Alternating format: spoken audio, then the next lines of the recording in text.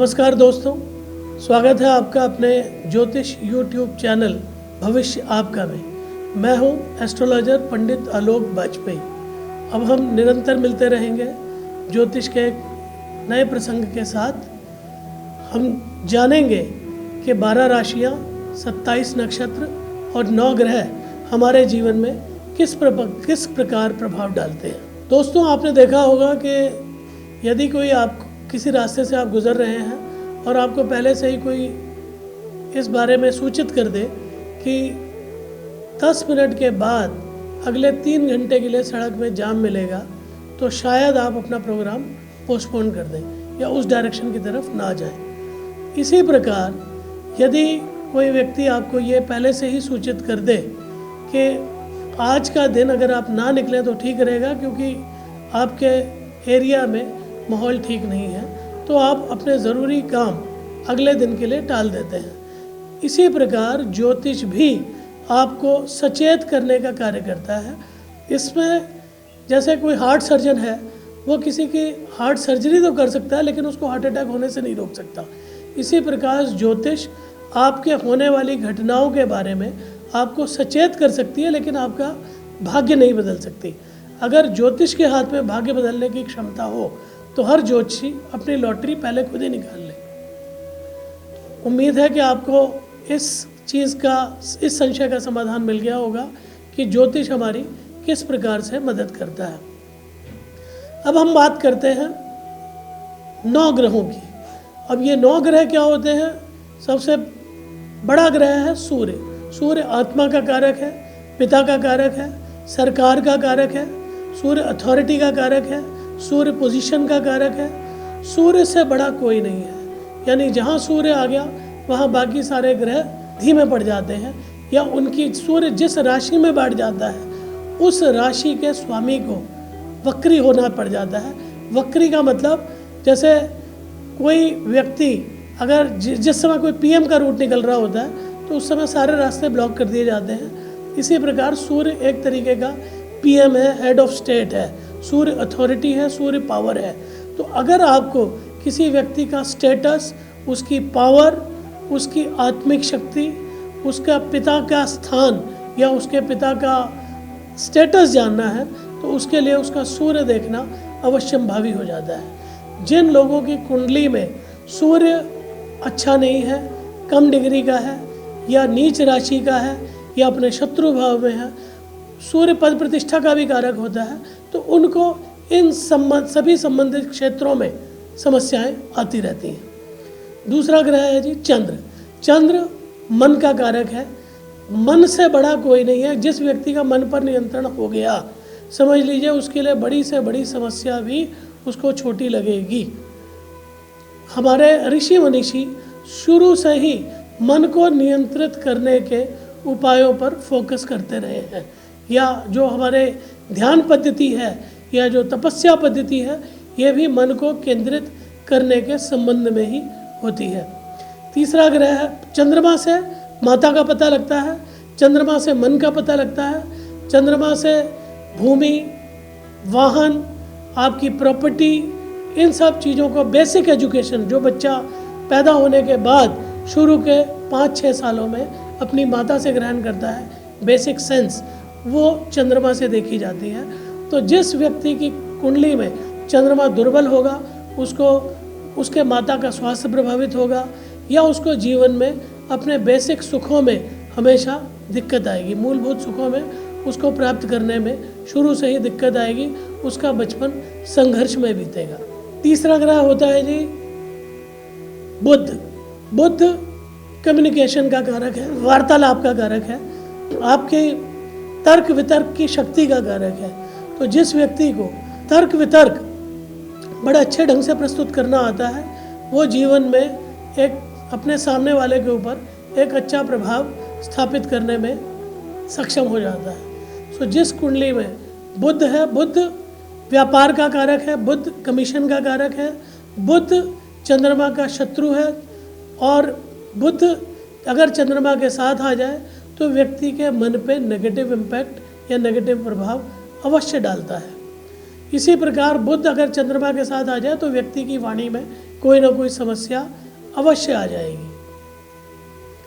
अगला ग्रह हम, ये सब मैं भी आपको ग्रहों के थोड़े थोड़े बेसिक नेचर के बारे में बता रहा हूँ। इसको आप अपनी कुंडली के द्वारा देख करके खुद एनालाइज कर सकते हैं, जितना मैंने बताया है वो सही है भी या नहीं। फिर आता है जी शुक्र। शुक्र लग्जरी का कारक है, शुक्र फैशन का कारक है, शुक्र गारमेंट्स का कारक है, शुक्र पत्नी का कारक है, शुक्र इंटीरियर डेकोरेशन का कारक है, शुक्र फिल्म लाइन का कारक है। शुक्र जितना भी संपन्नता, वैभव, विलासिता जो भी ग्रह देते हैं उन सब का कारक शुक्र है। शुक्र पत्नी का भी कारक है, शुक्र एक स्त्री कारक ग्रह है। तो जो जिस व्यक्ति की कुंडली में शुक्र बहुत अच्छा है, वेल प्लेस्ड है, उस व्यक्ति को जीवन में संपन्नता हमेशा बरकरार रहेगी। ऐसा व्यक्ति लाइफ में संपन्नता भोगेगा। जीवन को भोगने का काम शुक्र कराता है। जिस व्यक्ति का शुक्र खराब है उसकी पत्नी का स्वास्थ्य खराब रहेगा, उसकी वैवाहिक जीवन में बाधाएं आएंगी, उसके जीवन में संपन्नता का हमेशा अभाव रहेगा। फिर आता है जी मंगल। मंगल साहस का कारक है, मंगल छोटे भाई बहन का कारक है, मंगल भूमि का कारक है, मंगल इंजरी, एक्सीडेंट, चोट लगना, आर्मी, पुलिस, जो भी साहस से संबंधित कार्य होते हैं या जमीन से संबंधित कार्य होते हैं उन सब का कारक मंगल है। तो जिस व्यक्ति की कुंडली में मंगल अच्छी पोजीशन में होगा वो व्यक्ति खुद अपने प्लॉट पर जमीन खरीद कर ही मकान बनाएगा। तो भूमि सुख अगर देखना हो तो वो मंगल से देखा जाता है। इसी तरीके से व्यक्ति कितना साहसिक होगा, कितना डरपोक होगा, ये मंगल की स्थिति से पता चलेगा। जिस व्यक्ति का मंगल बहुत स्ट्रांग पोजीशन में होता है ऐसा व्यक्ति साहसिक होता है। ऐसा व्यक्ति पुलिस में, आर्मी में या आर्म फोर्सेस में या अगर सिविल डिफेंस, सिविल लाइफ में भी रहेगा तो भी उसका प्रभाव अपने समाज पे एक साहसिक व्यक्ति के तौर पर निकलेगा। उसका इंप्रेशन एक साहसिक व्यक्ति के तौर पर होगा। इसी तरीके से मंगल अगर खराब होगा तो व्यक्ति हो सकता है गुंडा बदमाश बन जाए या पुलिस एनकाउंटर में उसकी मृत्यु हो जाए। ये सब मंगल के ही प्रभाव है। मंगल रक्त का कारक है। जिन लोगों का मंगल खराब है उनको रक्त संबंधी दोष अवश्य होते हैं। तो ब्लड प्रेशर, ब्लड शुगर, जिसका भी ब्लड से संबंधित, रक्त से संबंधित कोई भी दोष हो उसका कारण उसकी कुंडली में मंगल का खराब होना होता है। फिर हम बात करते हैं गुरु ग्रह की, यानी कि बृहस्पति की। बृहस्पति सभी ग्रहों में सबसे ज़्यादा शुभ ग्रह माना जाता है। बृहस्पति के अंदर वो क्षमता है कि वो जिस राशि पे दृष्टि डालेगा उस राशि, उस स्थान के 1000 दोष भी अगर वहाँ पर होंगे तो उसका नाश कर देगा। तो किसी भी कुंडली में बृहस्पति सामंजस्य का, मेल जोल का, वातावरण को शुभ बनाने का कारक है। आप देखेंगे कि शास्त्रों में बृहस्पति को गुरु माना गया है। गुरु ज्ञान का कारक है, गुरु अच्छे विचारों का कारक है, गुरु पंडिताई का, ज्योतिष का, फाइनेंस और अध्यात्म और एडमिनिस्ट्रेशन के क्षेत्र में व्यक्ति का प्रभाव गुरु से ही बनता है। तो जो लोग बहुत सीनियर पोजीशन पे जाते हैं, एडमिनिस्ट्रेटिव ऑफिसर्स बनते हैं, आईएएस बनते हैं, आईपीएस बनते हैं, उनकी कुंडली में गुरु, मंगल, सूर्य, ये 3 ग्रह बहुत प्रभावी होते हैं। राहु एक छाया ग्रह है। राहु बड़ा सीक्रेटिव प्लैनेट होता है। तो राहु ग्रह से प्रभावित लोग बहुत सीक्रेटिव होते हैं। उनकी भाषा शैली से, उनके बॉडी लैंग्वेज से ये बताया नहीं जा सकता कि वो सुखी हैं या दुखी हैं। वो बात बात पर अपने विचार नहीं प्रकट करते, अपने तथ्य सामने नहीं लाते और सुख दुख का बहुत ज़्यादा लोगों को आभास नहीं होने देते। आप उनकी इनकम के बारे में, आप उनके खर्चों के बारे में कोई ज़्यादा आइडिया नहीं लगा सकते। तो जिस व्यक्ति का राहु प्रधान होता है ऐसा व्यक्ति जासूसी के क्षेत्र में, या आप ये कह लीजिए उल्टे काम करने के लिए भी ऐसा व्यक्ति बड़ा जाना जाता है, क्योंकि राहु वक्री है, यानी उल्टा चलने वाला ग्रह है। तो जो नंबर 2 के काम होते हैं वो राहु कराता है, जैसे शराब का काम करना, जैसे जुए का काम करना।